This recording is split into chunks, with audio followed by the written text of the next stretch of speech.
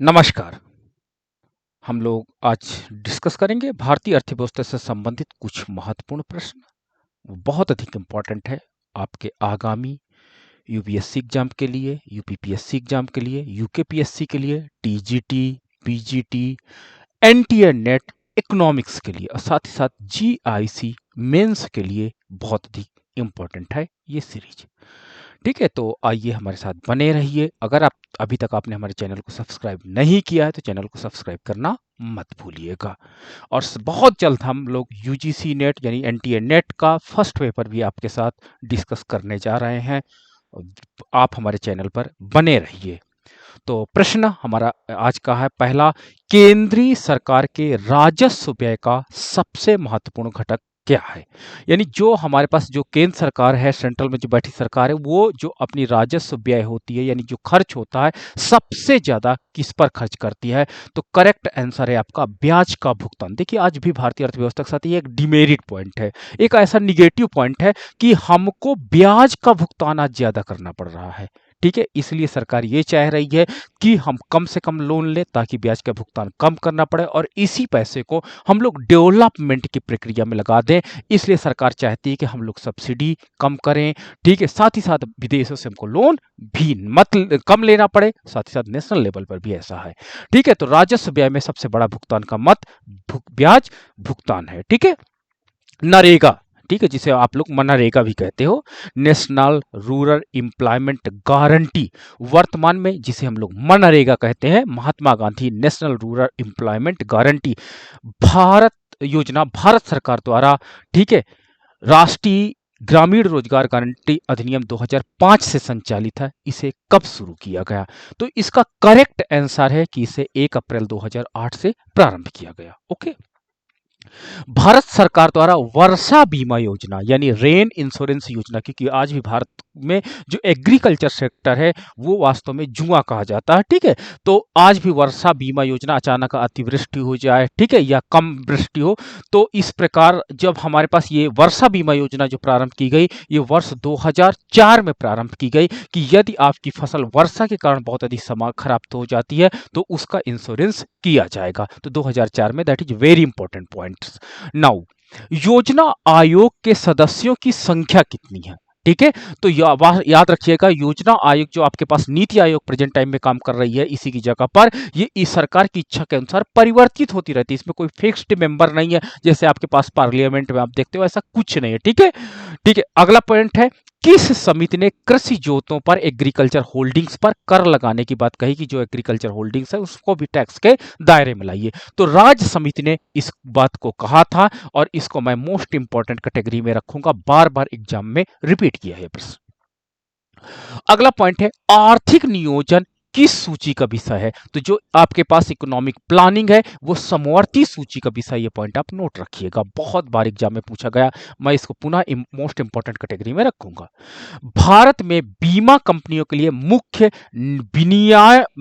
विनियामक प्राधिकरण कौन सा है? ठीक है, तो IRDA जो है वो बीमा कंपनियों का जो मुख्य विनियामक प्राधिकरण है और इसको मैं इंपॉर्टेंट कैटेगरी में रखूंगा। Now now the next question आपका है, 11वीं पंचवर्षीय योजना की योजना अवधि क्या थी? आपको क्या करना, सारी पंचवर्षीय योजना की अवधि जरूर कैलकुलेट करना चाहिए और इसको काउंट रखना चाहिए, याद रखना चाहिए, बार बार एग्जाम में रिपीट करता। तो 11th 5 ईयर प्लान 1 अप्रैल 2007 से लागू हुई, 31 मार्च 2012 में समाप्त हुई। तो ये 11th 5 ईयर प्लान का समय था। बैंकिंग में एटीएम का क्या अर्थ है? जो एटीएम आपने देखा होगा, पैसा निकालने जाते होगे, तो एटीएम का मतलब क्या होता है? तो ऑटोमेटिक टेलर मशीन, इसे एटीएम को फुल फॉर्म कहा जाता है। ठीक है, राष्ट्रीय विकास परिषद जिसे कहते हैं आप लोग नेशनल डेवलपमेंट काउंसिल कहते हैं, जो 1952 में स्थापना हुई थी, का पदेन सचिव कौन होता है? तो जो योजना आयोग का सचिव होगा वही राष्ट्रीय विकास परिषद का भी सचिव होगा।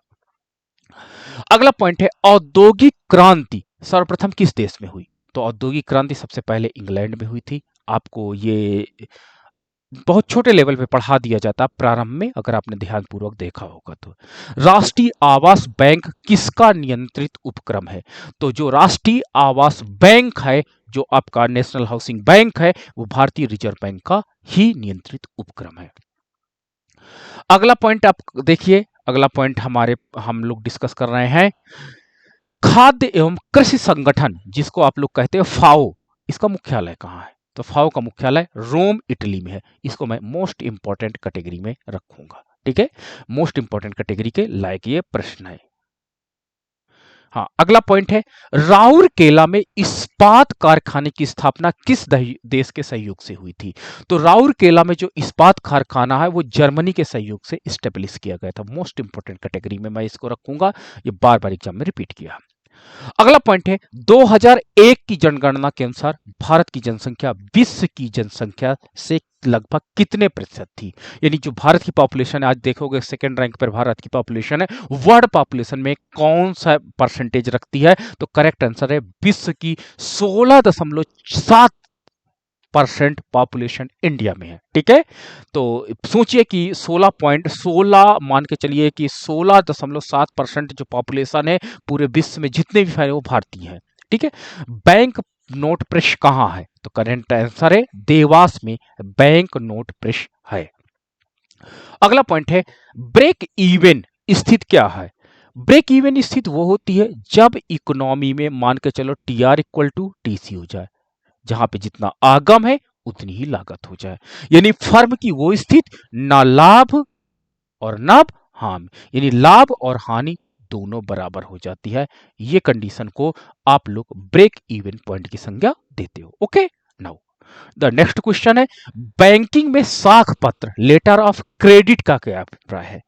तो किसी बैंक द्वारा बिना शर्त दिया गया ऐसी अधिवचन कि वो दी गई तारीख को आदाव को निर्दिष्ट धनराशि के भुगतान को सुनिश्चित करता है कि मतलब इस दिन आपको पैसा मिल जाएगा, तो एक ऐसा लेटर जारी किया जाता है, इसे हम लोग लेटर ऑफ क्रेडिट कहते हैं। जैसे मान लो मैंने एक लेटर आपको दिया कि ये आपको आगामी 15 मार्च को क्रेडिट हो जाएगा। ठीक है, तो 15 मार्च को क्रेडिट हो जाएगा, तो ये आपका लेटर ऑफ क्रेडिट कहलाएगा। ओके, तो जब आपको एक लेटर बैंक लिख करके दे 1999 और 2001 के दशक में किस धर्म में सर्वाधिक जनसंख्या वृद्धि की थी? यानी कौन सा धर्म था जो सबसे ज्यादा उसकी पॉपुलेशन ग्रोथ हुई थी? तो आप देखिए आंसर मुस्लिम कम्युनिटी के जो क्या हुआ था, पॉपुलेशन ग्रोथ रेट सबसे ज्यादा देखी गई थी 1991 एंड 2001 में। नाउ 2001 के लिए धर्म आधारित आंकड़ों में किस धर्म में अधिक लिंगानुपात दर्ज किया गया? ठीक है, यानी जहां पर जेंडर गैप ज्यादा था, और जेंडर गैप का कारण क्या था, तो ये अलग बात हो जाती। तो सिख में प्रति 1000 पुरुषों पर 1009 महिलाएं थी। ठीक है, यानी 1000 पुरुष थे तो महिलाओं की संख्या कितनी थी? 1009। तो ये जो अधिकतम लिंगानुपात था, जो मतलब कि इनका जो एक मतलब कि एक रेशियो था जो गड़बड़ हो जा रहा था, कम लिंगानुपात नहीं अधिक लिंगानुपात, वास्तव में सिख धर्म में दिखाई पड़ा। This is the very good symbol. ठीक है, और आप कहोगे ये बड़ी अच्छी बात है। विदेशी निवेश संबंधी विश्व निवेश रिपोर्ट किस संस्थान या संगठन द्वारा प्रतिवर्ष जारी की जाती है? तो विश्व निवेश रिपोर्ट, ठीक है, world investment report, that is published by UNCTAD द्वारा जारी किया जाता है। ये पार्ट बहुत इंपॉर्टेंट है, नोट रखिएगा। नाउ नेक्स्ट क्वेश्चन है कपास के उत्पादन में विश्व का सबसे अग्रणी देश क्या है? वही आपका इजिप्ट, मिस्र, पिरामिड का देश कपास उत्पादन में सबसे आगे है। तो ये पॉइंट आप नोट रखिएगा, इंपॉर्टेंट पॉइंट है। अगला पॉइंट है आपका भारत में पहली गरीब रथ रेलगाड़ी यानी जो एक्सप्रेस है किन दो स्टेशन के बीच में चलाई गई थी? ठीक है, तो सहरसा और अमृतसर के बीच में इसे चलाया गया था। तो ये पहली गरीब रथ एक्सप्रेस रेलगाड़ी थी, और मैं इसको मोस्ट इंपॉर्टेंट कैटेगरी में रखूंगा। अगला पॉइंट है आपका इंडियन ऑयल कॉरपोरेशन द्वारा हरियाणा के किस जिले में एक रिफाइनरी की स्थापना की गई है? तो इसका करेक्ट आंसर है पानीपत जिले में जो है इंडियन ऑयल कॉरपोरेशन द्वारा, ठीक है, एक रिफाइनरी की स्थापना की गई। देखो कच्चा तेल आता है हमको विदेशों से या भारत में भी निकलता है, लेकिन आज भी हम लोग ज्यादा डिपेंड है कहाँ? विदेशों पे। ठीक है, आपके पास, तो इराक ईरान पे डिपेंड है। और एक कच्चे तेल को पहले रिफाइन किया जाता है, मतलब रिफाइनरी मतलब छाना जाता है, और इससे पेट्रोल अलग कर दिया जाता है, इससे डीजल अलग कर दिया जाता है, इससे आपके पास केरोसिन अलग कर दिया जाता है और उनको बेचा जाता है। तो रिफाइनरी के बिना आप डायरेक्ट कच्चे तेल का प्रयोग नहीं कर सकते। तो ये रिफाइनरी आपकी पानीपत में इंडियन ऑयल कॉरपोरेशन द्वारा अभी हाल ही के दिनों में स्थापना की गई। किस देश के साथ संयुक्त राष्ट्र संघ ने ऑयल फॉर फूड वार्ता की है? ऑयल फॉर फूड, देखिए ऑयल फॉर फूड, ठीक है, क्योंकि देखो आपने देखा होगा जिन देशों से हमको कच्चा तेल मिल रहा उनके पास लैंड नहीं है, ठीक है, बैरन लैंड है, तो उनको फूड चाहिए भाई, उनके पास ना तो सब्जियां ना तो गेहूं है। तो ऑयल फॉर फूड का मतलब यही होता है कि वो कहते हैं ऑयल के बदले हमको अनाज दीजिए, ठीक है। तो ये अभी संयुक्त राष्ट्र संघ ने इराक के साथ ये समझौता किया है, ऑयल फॉर फ्रूट समझौता किया गया है। तो मैं इसको मोस्ट इंपॉर्टेंट कैटेगरी में रखूंगा। नाउ द नेक्स्ट क्वेश्चन आपका है, भारत की जनसंख्या वृद्धि के इतिहास में कौन सा वर्ष महान विभाजन का वर्ष कहलाता है? तो याद रखना 1921 महान विभाजन का वर्ष कहलाता है। मैं इसको मोस्ट इंपॉर्टेंट कैटेगरी में पुनः रखूंगा। राजकोषीय घाटे का क्या है? सबसे बड़ा घाटा होता है आपका क्या? राजकोषीय घाटा, सरकारी व्यय, कर एवं गैर कर राजस्व प्राप्तियां, ठीक है, ये इसका मतलब ये होता है। नाउ द नेक्स्ट क्वेश्चन है, भारत की पहली स्वर्ण रिफाइनरी कहां पर स्थापित की गई है? स्वर्ण रिफाइनरी, ठीक है, तो सिरपुर महाराष्ट्र में भारत की पहली स्वर्ण रिफाइनरी क्या की गई है? स्थापित की गई है। मैं इसको मोस्ट इंपॉर्टेंट कैटेगरी में पुनः रखूंगा। केंद्रीय मूल्य वर्धित, जिसे आप लोग शेनवेट कहते हो ना, आरोपित किसके द्वारा किया जाता है? उत्पादन और अंतिम बिक्री के मध्य प्रत्येक चरण पर शेनवेट लगाया जाता है। यह पॉइंट आपको इंपॉर्टेंट है, नोट रखिएगा। अगला पॉइंट है करपाट, ठीक है, करपाट का संबंध क्या है? तो करपाट जो था एक योजना थी जिसका उद्देश्य था ग्रामीण कल्याण के कार्यक्रमों की सहायता एवं मूल्यांकन से है, ठीक है, जो ग्रामीण क्षेत्रों में कल्याण के कार्यक्रम यानी वेलफेयर प्रोग्राम चलाए जाते हैं उनकी हेल्प करना और उनको इवेल्युएशन करना कि वो प्रॉपर अपने उद्देश्य के साथ काम कर रहे हैं या काम करना नहीं रहे हैं।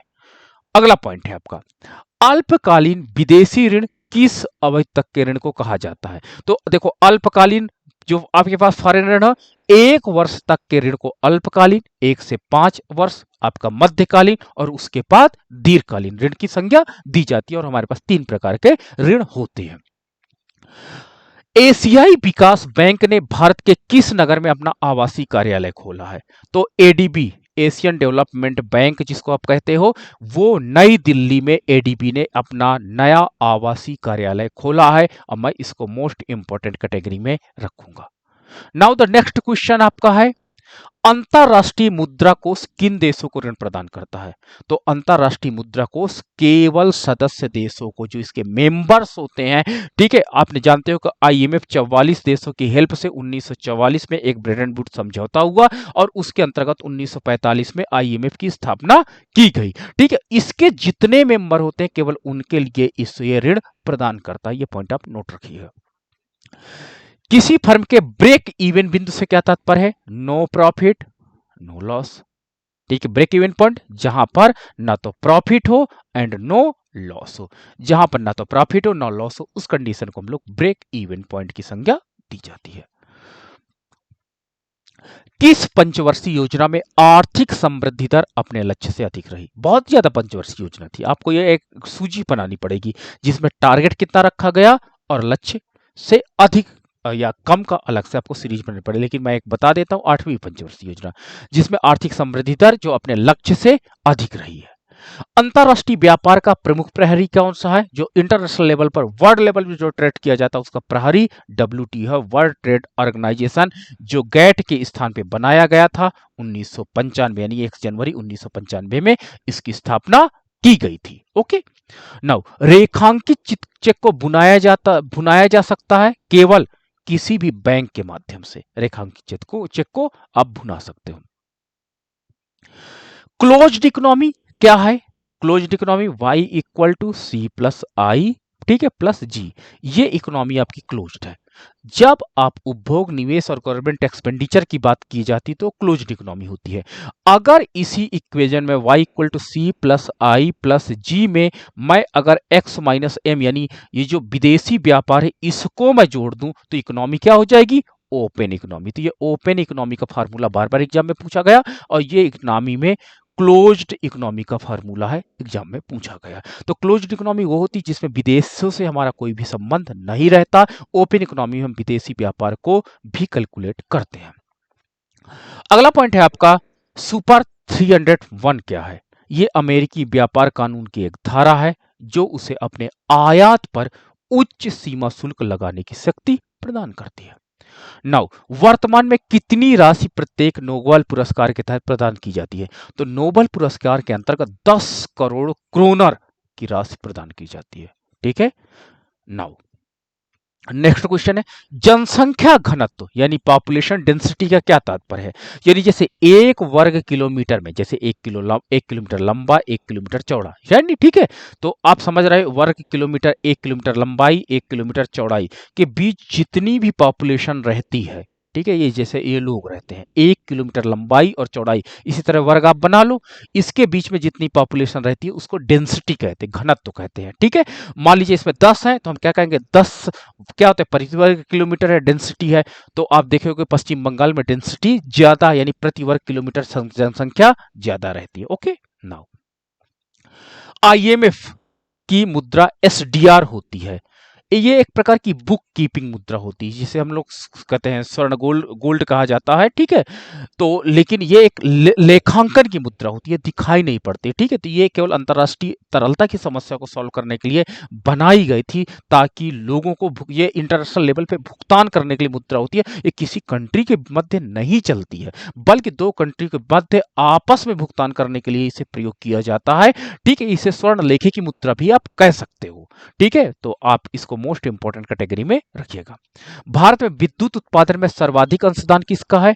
तो विद्युत उत्पादन आज भी NTPC national thermal power corporation, ठीक है, थर्मल आज भी हम लोग कोयले से या डीजल से ज्यादा बिजली बनाते हैं, जबकि हमको नेशनल हाइड्रो पावर का पे बात करनी है, काम करना है कि क्योंकि अब हमारे पास कोयला लिमिटेड है, ठीक है, डीजल लिमिटेड है, इन पे हम लोग ज्यादा दिन तक टिके नहीं रह सकते, इसलिए हमको ताप विद्युत के स्थान पर अब हमको जल विद्युत का सोर्स ज्यादा ढूंढना होगा या अन्य विद्युत सोर्स पे काम करना होगा। अगला पॉइंट है भारतीय अर्थव्यवस्था में कौन सा क्षेत्र बचत बाहुल्य है? तो भारत में बचत बाहुल्य आपका घरेलू क्षेत्र है जहां पे बचतें सबसे ज्यादा है। नाउ द नेक्स्ट क्वेश्चन आपका भारत के किस देश के साथ सबसे अधिक विदेशी व्यापार है? तो भारत में संयुक्त राज्य अमेरिका के साथ आज हमारा यूएसए के साथ भारत का जो ट्रेड है वो सबसे ज्यादा ट्रेड है, ये पॉइंट आप नोट रखिएगा। ओके, मुक्त व्यापार क्षेत्र फ्री ट्रेड जोन घोषित किए जाने वाला भारत का पहला निर्यात प्रसंस्करण क्षेत्र, ठीक है, आपका सांतराकुंज है, ये पॉइंट आपका इंपॉर्टेंट है। निगम कर किसके द्वारा लगाया जाता है? तो निगम कर वास्तव में केंद्र सरकार द्वारा लगाया जाता है, वेरी इंपॉर्टेंट पॉइंट है, ये एग्जाम में पूछा जाता है। किसकी संस्तुति पर एसबीआई की स्थापना की गई है? तो गोरवाला समिति की संस्तुति पर 1955 में एसबीआई की स्थापना की गई थी, इसको मैं मोस्ट इंपॉर्टेंट कैटेगरी में रखूंगा। गोरवाला समिति ने 3 बैंकों का विलय करके एसबीआई की स्थापना की गई थी। नाउ द नेक्स्ट क्वेश्चन आपका है जब कोई सरकार अपनी आय से अधिक व्यय करती है यानी आय कम है और व्यय ज्यादा है तो ऐसे अधिक को क्या कहा जाता है? इसी अधिक को तो बजट घाटा कहा जाता है। बजट घाटे का मतलब होता है व्यय का मान ज्यादा है और आय का मान कम है, तो इस प्रकार के घाटे को आप बजट घाटा कहोगे। 12वें वित्त आयोग की सिफारिश किस समय के लिए की गई? तो 2005 से लेकर के 10 की समयावधि के लिए आपके पास 12वें वित्त आयोग की सिफारिश की गई थी, मैं इसको मोस्ट इंपॉर्टेंट कैटेगरी में रखूंगा। अगला पॉइंट है वर्तमान में हमारे राष्ट्रपति को प्रतिमाह कितना वेतन मिलता है? तो जो हमारे पास राष्ट्रपति जी महोदय हैं उनको 1.5 लाख रुपए का वेतन प्रदान किया जाए, चेंज होता रहता है, इसका डेटा आप अपडेट कर लेना। नाउ क्लोज्ड इकोनॉमी वही बताया y equal to C plus I plus G, ये आपका क्लोज्ड इकोनॉमी है। और इसी इकोनॉमी में अगर सी plus I plus ji plus x minus M कर दोगे तो ये आपकी ओपन इकोनॉमी हो जाएगी। यानी विदेशी व्यापार को यदि जोड़ दिया जाता है, यानी विदेशों से अगर हम व्यापार करने लगते हैं तो वो आपकी ओपन इकोनॉमी हो जाएगी। अगर हमारे पास विदेशी व्यापार नहीं है, केवल उपभोग, निवेश और सरकारी व्यय की बात करते हैं, तो वो क्लोज्ड इकोनॉमी का फार्मूला होगा। अगला पॉइंट है आपके पास, भारत में राष्ट्रीय आय की गणना कौन करता है? तो सीएसओ, केंद्रीय सांख्यिकी ऑर्गेनाइजेशन जो संगठन है, वो आपके पास राष्ट्रीय आय की गणना करती है। वहीं बेरोजगारी, गरीबी, इसकी गणना कौन करता है? एनएसएसओ करती है। तो ये पॉवर्टी की गणना करेगा, ये अनएम्प्लॉयमेंट की गणना करेगा। तो एनएसएसओ का काम पॉवर्टी, अनएम्प्लॉयमेंट, वहीं सीएसओ का काम होता है राष्ट्रीय आय की गणना करना। नाउ, देश के हिंदी भाषी क्षेत्र में पहला पूर्ण रूप से साक्षर जिला किसे घोषित किया गया? तो पूर्ण रूप से साक्षर जिला आपका नरसिंहपुर यानी मध्य प्रदेश को घोषित किया गया।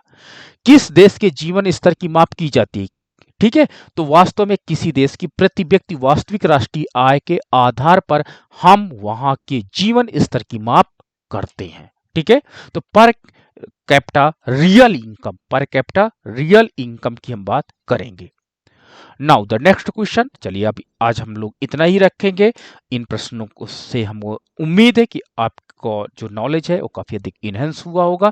ठीक है, और हमारे चैनल पे आप जरूर बने रहिए, चैनल को सब्सक्राइब करिए। बहुत जल्द हम यूजीसी नेट क्या और साथ ही साथ असिस्टेंट प्रोफेसर लेवल का जो आपके पास यूनिवर्सिटी लेवल में जो एग्जाम्स होते हैं उन लेवल की तैयारी भी हम इसी चैनल के माध्यम से आपको प्रदान करेंगे। So much, thank you.